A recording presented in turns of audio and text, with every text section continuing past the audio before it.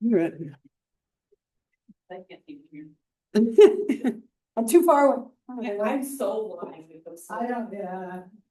How's everyone? Are we hanging in there? Yeah, well, that was convincing. I mean, after you heard the entire conversation, I was just. Oh, I was trying to. So I know it's like historically, this tends to be like a tough week for people. It's like the lull after like Halloween and we're into like Thanksgiving and getting toward the end. So if that's where you're at, hang in there, right? I kind of have felt like a very dip in the energy today in my class before and everything. So I hope you're doing okay and hanging in there. We will keep going with chapter 12 today. A little bit more about pregnancy. So now that we've gotten pregnant, we spent a lot of time talking about how do we get pregnant? What are the different ways that we can do that? Thank you for letting me share my story with you. And Paisley's no longer on my hit list. We're good now, right? I felt so guilty, like I picked on her. Then I picked on her in my abnormal psych class too. Like I felt like I needed to apologize to her on Monday night. But we'll keep going today now that we're pregnant, kind of the development of that baby or babies that we see. So we left off here with we calculated the due date, right? So based on the level of HCG in your system, we can figure out when that baby is due.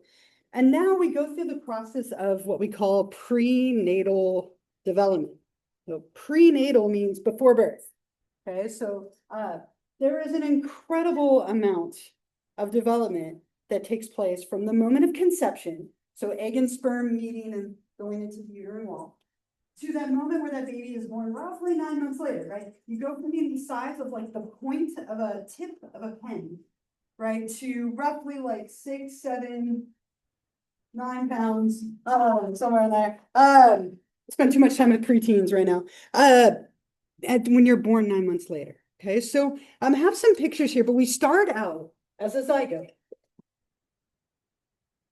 A zygote is basically the technical name for like that fertilized egg.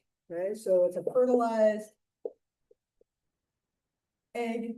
We aren't a zygote for very long, right? So we're this little fertilized egg, and then we transition to something that we call a blastocyst. Blastocyst.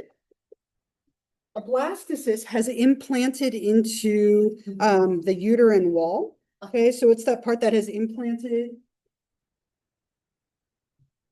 So all of this, these first two, we're looking at like a period of time of like less than 2 weeks. Okay, so though there are an incredible number of changes, we aren't these things for very long. Versus embryo, we are for 3 months. And then everything from 3 months on, we call fetus. So that's 3 to 9 months. Now, fetus is Latin for offspring or young one. And that's what we are the vast majority of the time, right? But we go from like being so tiny to developing to moving to being able to hear a heartbeat to feeling the baby move, all these different things over the course of roughly 9 months. I found a cool little animated video of it. There's a little bit of nudity in it. They show the woman's body kind of changing a little bit as she goes through. The horror is not the nudity. There's like a moment of salsa dancing between this married couple. That's the really terrifying thing to watch. I had to watch it, so I'm sharing it with you because it's, memorable. No, it's not that. It's just cringy. But I'm going to play it for you anyway after their second of is looking like. So again, just going from so small, just like cellular and dividing and replicating all the way to looking more and more like a little person to starting to move to the heart beating and so on. I mean, you can see by the time that we are like in the embryo stage or the fetus stage, like 3 months on, we actually start to look like a little person. And just an incredible unfolding, if you will. And you can typically hear a heartbeat pretty early on, like it starts beating around week 6. You can actually 6 to 8 weeks or so in there, you can hear a heartbeat on an ultrasound, right? If you know that you're pregnant and you're looking for it, you can often feel the first movements of a baby around like 14 to 15 weeks or so in. Sometimes earlier, if you've been pregnant before and you know what to kind of sense or feel, you can detect the sex of a baby, like in the teens as well. So lots of things going on with this development. Very complicated process. Unfortunately, sometimes things do go wrong, which we'll talk about a little as well. We sometimes use, we break it up into what we call trimesters. So we have semesters for our college, right, where it's two. Trimesters, tri means three. So here we have three, like 13-week segments of time or so that we call a trimester. So in the first trimester, we have that fertilization, like conception, all of those things taking place.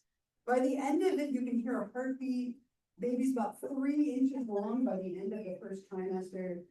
By the second trimester, as I said, we can get sex. You can feel the baby, it's opening its eyes. So I try to kind of give you some hallmarks from each trimester that we see. And not until like the third one do we see like fetal viability and being able to potentially exist or survive on your own. But just a lot of different like things happening. And most people, if they're not actively trying to get pregnant, might not even know that they're pregnant for a couple of months, right? Like they maybe miss one menstrual cycle and don't think a whole lot of it. And then it's like the second one that they might notice. So that's like 2 months in, or 8 weeks in, or 6 weeks in, or whatnot. So oftentimes the first trimester can be a little bit missed. And what's interesting about our bodies is everything that a woman puts into her body goes to the baby, except in the first trimester. First trimester, that baby is fed by a yolk sac. So it's got its own separate source of food and nutrition. And it's almost like adaptive in the sense that most people often don't know they're pregnant yet. So they might not be being overly careful. But like I said, in the second one, you can distinguish sex. Parts are being formed, like starting to move, opening their eyes. Third trimester, skin becoming smooth, hair, right? Baby's moving.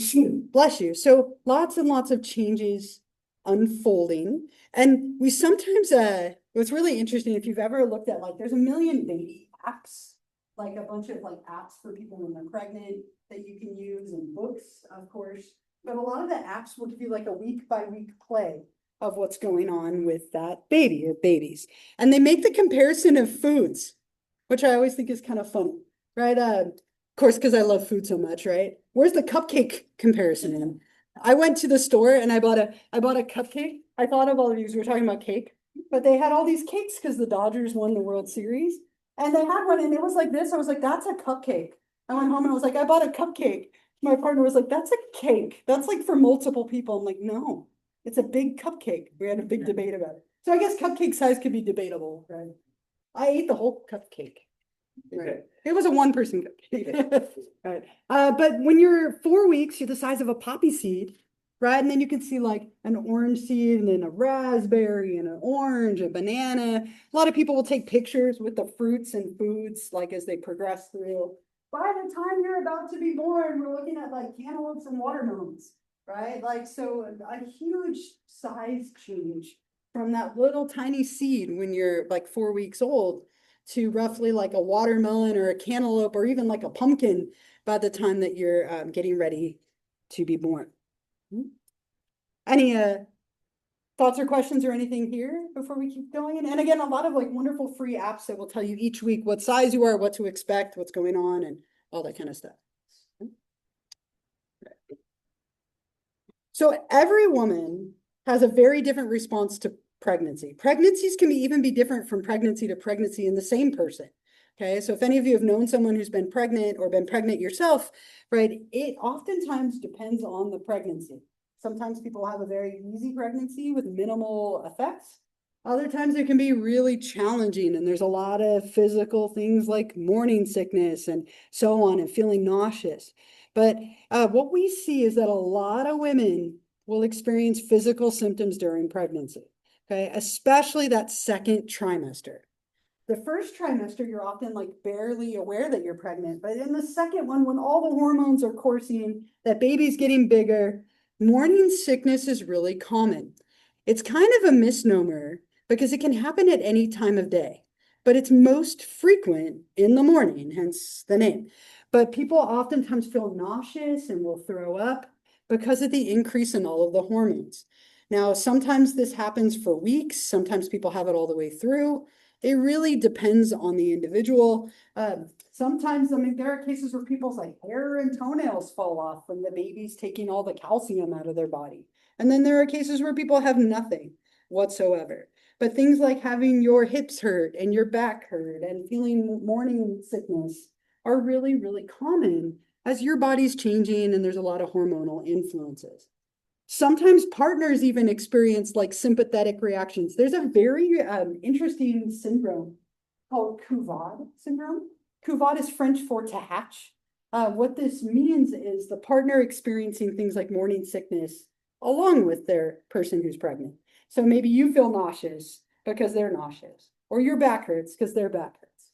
To be careful though, right? You don't want to take the spotlight away. But but it's a very common thing that you sometimes will see that a partner will have experiences along the way. They might even be like, I swear I felt the baby move. You don't have a uterus, right? Like, but that's okay, right? You have that sympathetic reaction to what your partner is going through.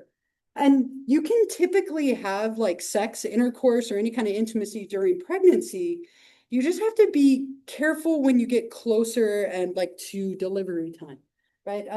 And sometimes, interestingly, an orgasm might be enough to trigger like labor if you're close. So sometimes people try and use that as a line. You ready to have the baby? Right? Like I can help move things along. But this is typically something that is dependent on the person's comfort. Okay, the farther you get into pregnancy and the bigger you are, the more uncomfortable you are. Some people have a really hard time being interested in intimacy. When they feel something moving inside of them, they feel nauseous, there's all these things going on. That can be a bigger barrier than anything else. So it's kind of up to the person. Really great movie about this. This was a book and they turned it into a movie. What to Expect When You're Expecting. They made a whole movie about all these women who were pregnant. There's a scene in there that I think highlights the physical symptoms really well. This poor woman like gets all of them. Like one of the women in there is pregnant with twins and she has nothing. And this woman that I'm going to show you a clip of has like everything, right? And sometimes having babies or baby, it put pressure on your bladder. People are more likely to have like urine accidents, right? She has all the nausea. She has the mood swings. So let me play this clip of her for you, struggling with some of her physical symptoms during pregnancy. Very, very common. It'll pop up here. Here we go. So, in the past, Hold on. so glad you agreed to stay. Aren't you just loving it? So, we typically do that where like a woman will go in every so often, you get ultrasounds, they get checked, they listen for the baby's heartbeat and all that kind of stuff. You have some options for genetic screening. Now, they're always developing new ones. These are the kind of common ones, but we have amniocentesis, chorionic villus sampling, and then MSAFP, maternal serum alpha fetoprotein screening. But what we can do is you can do screenings typically, depending on which one you pick, to see if the baby's going to have any kind of genetic conditions or like chromosomal abnormalities of any kind, like Down syndrome or anything like that. Amniocentesis was like the old standby. That's what's happening in this bottom picture. They pull some of the fluid out of the uterus and then you test it. You can tell the sex of the baby. You can look at chromosomal abnormalities. These other ones have different places like the placenta versus blood tests, different ways that you can test. The downside to these is they're not always accurate, right? So like you test and like it says, oh, your baby with 94% likelihood will have a chromosomal abnormality. And then what do you do with that? You have to decide what you want to do with that information. So, isn't theoretically possible to get an abortion through being relative? So get a Abortion through relative. So what would more likely happen is it would lead to brain abnormalities like in the developing fetus. Okay, so the mercury can build up and be toxic. I mean, if you ate a ridiculous amount of it, it could definitely be fatal, right? That's one of the ones that like your body can't break it down, so it goes straight through the placenta to the baby. So I mean, it's possible, but I mean, there are cultures where like that is less. Like, I don't know, there are fishes that are less dangerous than others, right? There's a whole ranking. And like, some cultures have a higher like tendency to eat raw fish. And so like the what's the word I'm looking for? Like they are more tolerant to it than others. So, but it is kind of one of the more dangerous ones. So, this is tricky though. I don't know how many of you would think it's something you have to think about. Like we didn't test for any of these because we weren't going to change our mind. But some of these, like this one, you test at 10 to 12. So you can still do like a abortion if you, depending on your reactions to the responses. So kind of mix things like with amniocentesis, it's too late to do an abortion. So what do you then do with that information? So that's kind of something you have to weigh. But there are different ways to test for chromosomal abnormalities, to test for the sex of the baby and so on, things that people consider as they're going through pregnancy. A lot of people will take childbirth classes as well as they're going through. Classes to help them like learn what's going on, to meet other parents who are going to have babies about the same time. You work on things like labor breathing exercises together. Talk about your strategies for labor. Like, are you going to have a C-section or natural labor? Are you going to use medication or not, or what you're going to do? A lot of people will take these classes. I remember we took one, I learned how to change diapers in that. Like, it was like, you know, as a new parent, I'd never changed a diaper before, you know? And so it was like, okay, we're going to take a class. And that day was like diaper races. I had a little baby, we named him Jean-Philippe. He was our little dummy for the day. And we had to like race against the other parents, like how fast can you change the diaper? Kind of fun. And then we met people in there who were having babies at the same time as us. And so it's kind of a nice support system. And then they go over things like, do you want to hire someone to help you? Do you want to do this at home? Do you want to do this in the hospital? Like, what are all your options and choices? So oftentimes kind of a helpful thing to do. A lot of people will consider doing it. I had 2 clips of this here. I'll play them for you. They're like back from that movie Baby Mama, the actions for afterward, how to change diapers, as I was just sharing. And so these classes are things that a lot of people will do. A lot of insurance companies offer them for free as well to encourage you to make good choices and be informed. Okay. So after like roughly like 36, 37 weeks on average, right? Most people enter into labor somewhere around like 37 to 38 weeks. 37 is typically considered full term. Only like 1% of babies are born on their due date. Okay, the due dates are like a rough calculation. Almost never are people born on their actual due date. It happens, but not often. So somewhere in that range, you start watching for labor. Okay, watching for entering into labor. And we have this thing that we call the 5-1-1 rule when it comes to labor. So as you get closer to your delivery date, you start having what are called Braxton Hicks contractions. They're like practice contractions. They're intermittent, like every now and then your uterus is kind of preparing, getting ready for the big day, right? And they can be a little bit painful, but they're usually not super intense. They're kind of like warm-ups. Now, as you get closer, you have more and more contractions. The contractions are your cervix getting ready to open up to let the baby out, right? And also your uterus kind of stretching and preparing. So what we call this 5-1-1 rule means that you're in active labor and you need to go to the hospital to get ready to have your baby or babies. So when you meet this rule, then you're in active labor and you go. What it means is that you have contractions that are 5 minutes apart. Okay, so every 5 minutes you're having a contraction that lasts for 1 minute each for at least 1 hour. Okay, so when you've had contractions that are 5 minutes apart, lasting a minute each for an hour, you're in active labor, you go to the hospital. Okay, or the other reason you might go earlier is if your water breaks. Technically, it's your bag of waters is the full name, or your water breaking. That's the fluid that's surrounding the baby. So if your water breaks, that baby starts like a clock. You have 24 hours to deliver them before they run out of fluid. So if your water breaks or you meet this, you go to the hospital. Okay? And oftentimes these contractions are enough to stop you in your tracks. They're painful. And what the contraction actually is it's your cervix starting to dilate and open up. During pregnancy, your cervix, that area at the back of the vaginal canal, is closed tight to keep all the fluid in there to allow the baby to develop. And so what happens is during labor, it starts to open up. And so when they say someone is fully dilated, that means their cervix is opened all the way, the baby's ready to come out. Okay, so they're measuring the cervix to see how far along you are. So in the first stage of labor, in your first child that you're having, typically it lasts 10 to 16 hours. 10 to 16 hours of like contractions regularly, right? This can be much faster for some, much longer for others. 4 to 8 hours for later ones. Like, so the more pregnancies you've had, the faster these tend to be.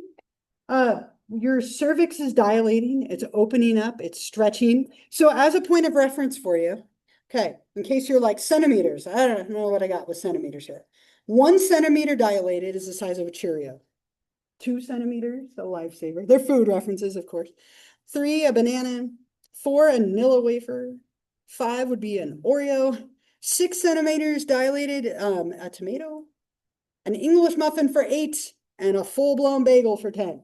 Okay, so when you are 10 centimeters dilated, you're all the way open and you're ready for that baby to come into the world. Now that's what the pain is it's your cervix dilating and opening up. As it opens up, your fluid starts to come out, right? That's what causes the water to break. Okay. Yeah. Speaking of cervical dilation, here's some cursed knowledge I have. Apparently the human asshole can go up to 80 inches in diameter, and I think a raccoon 80 inches? or I think No. no, 8 inches. Okay, like 80? No. That's taller than me. Sorry, 8 and 80 kind of sorry. And apparently a raccoon can squeeze in can squeeze to a diameter of like 6 inches. So it's like hypothetically, you could get a raccoon and shove it in So just don't poop. Yeah, that might be the most random piece of information I have heard. But yeah, thank you. It's first knowledge that I have to share. Okay, but So now you all know it. well, the human female cervix dilates to 10 inches or 10 centimeters. Now you got me on inches. Centimeters to allow the baby to come out, right? So first stage of labor is that opening, dilating, all of that happening. The second stage is when you're actively pushing. Okay, so you actively push from like 30 minutes to 2 hours, depending on the baby. Sometimes it's less, sometimes it's like faster. But 30 minutes to 2 hours, you're actively pushing that baby out. Okay, crowning is a term that we use when you can see the head of the baby kind of pushing through, right? But if it doesn't happen within that time frame, oftentimes you have to consider a C-section, right? A cesarean section, because it's dangerous to be pushing for too long. So after about 2 hours, if the baby hasn't come out, we might consider like an alternative method of birth. And then the third stage, there's one little one. After the baby is born, you also deliver the afterbirth, like the placenta and all of that. It's like one last little push of all of that material that comes out. That is usually like one little thing. Most people don't even notice at that point they're holding a baby or babies. It's very minor. But there are 3 stages of labor, and that's what happens in each one. Yeah. You're right. Upside down, in this section. Yeah. My So, mom was upside mhm. down. Me home, but like Yeah. Right, yeah, so if a baby is rotating, feet down, right, they can't come through the birth canal properly. And so what that will mean is they often consider a cesarean or a C-section. If you have twins, you're more likely to have a C-section. The baby's bigger, a C-section. If you get a, oh my gosh, I just forgot the name of it. When you get, oh my gosh, why is it blanking? I'm so blanking on it. When you get, thank you, an epidural. I was like, it's gonna come to me. If you get an epidural, which is like a block that you get for pain, you're also more likely to get a C-section. So there's a lot of reasons that people end up with C-sections or cesarean sections if things aren't progressing or the baby's in the wrong position. Yeah. Yeah, multiples too. Mhm. Was born, or like I was ready to come out a lot earlier than my brother. So when we were born, you had to stay at the hospital for like. Yeah. Yeah. So if twins, if babies are born long before 37 weeks, they stay in the NICU, the neonatal intensive care unit in an incubator. And that's so common with multiples because they might not be at the same stage of readiness, right? Like you were mentioning. Yeah. Yeah, Sophomore, 19. 29. okay, I'm like 19 would be crazy, but 29, yeah. Okay, yeah, so, and C-section, right? Yeah, so my twins, were born by C-section because we had a C-section with our first. So when you have a C-section the first time, you're more likely to have it again the second time. You can choose not to, it's called a VBAC or like back to Wait, I vaginal. thought that you just had to. It's like- It depends on your insurance, okay? So you're more likely to be successful and have less side effects if you do another cesarean because you already have a scarring. Yeah. But some places will let you do a VBAC, back to vaginal birth. But it's more likely. Cause I was a C-section, cause I tried to come out like shoulder first. I tried to like. You're trying to know the Yeah, okay. exactly. Yeah. But then my sister had like a planned C-section. Like, Yeah. My mom got to like pick her birthday and stuff. Oh, that's nice, right? Yeah, we because our first one was meant to be a vaginal birth and then it transitioned to a C-section. The second time we scheduled it because we had twins and she had had one before. It was never going to happen the other way. Yeah. Where the three witches that tell that fortune and like, they're like, no man born of a woman will,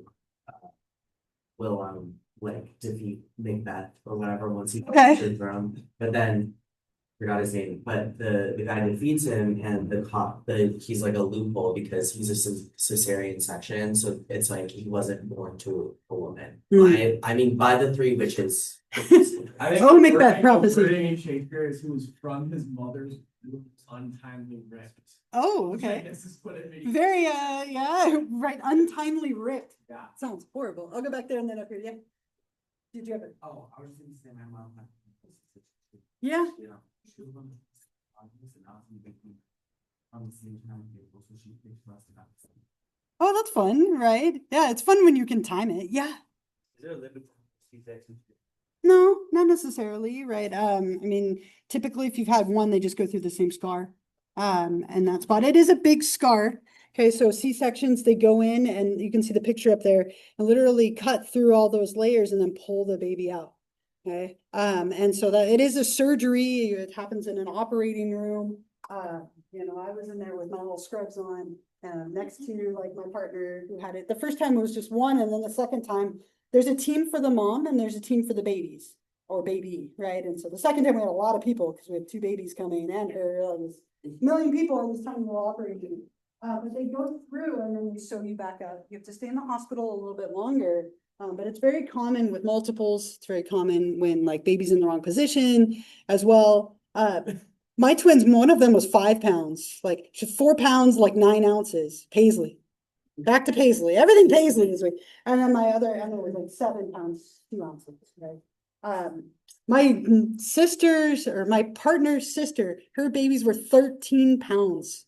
That's abnormally big. And they were all C-section births. When they're big, sometimes they have to be removed that way too. They just can't progress through the vaginal canal. Yeah, right. That's a big baby, right? Babies are usually like 7 to 9 pounds. Yeah. Isn't that funny, right? And oftentimes when they're bigger, I mean, it's still possible, but it makes it harder. It's a lot harder on the woman pushing. There's other things you can do like water births and hypnobirthing. Those are kind of two alternative methods. Water births, this is what this looks like. It almost looks like a hot tub, right? But it's very like sterile water. The idea is that the baby comes out of water into water, right? And so it's less harsh for the baby. Hypnobirthing is when you do the whole thing under hypnosis instead of medication, kind of an alternative method. A lot of the hospitals now also offer like calm birth, which is like low lighting, peaceful environment, music, like kind of like creating like a very peaceful environment for the baby to come out in. But the common way is through vaginal birth, C-sections being the next most common, and then there's some alternatives.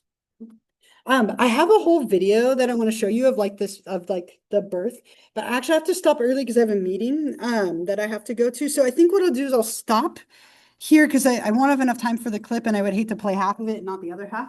So what we'll do next class when I see you is, I'll play you that clip and we'll wrap up like the afterbirth stuff. And then we'll move on to, STIs after that. So we'll wrap this up and then we move to STIs. something to look forward to. Okay. I hope you all have a wonderful weekend. I'm sorry to end a few minutes early, but maybe get something nice to eat or have a few extra minutes. And I'll see you all on, Monday. You two have a good weekend too. Yeah, that's right.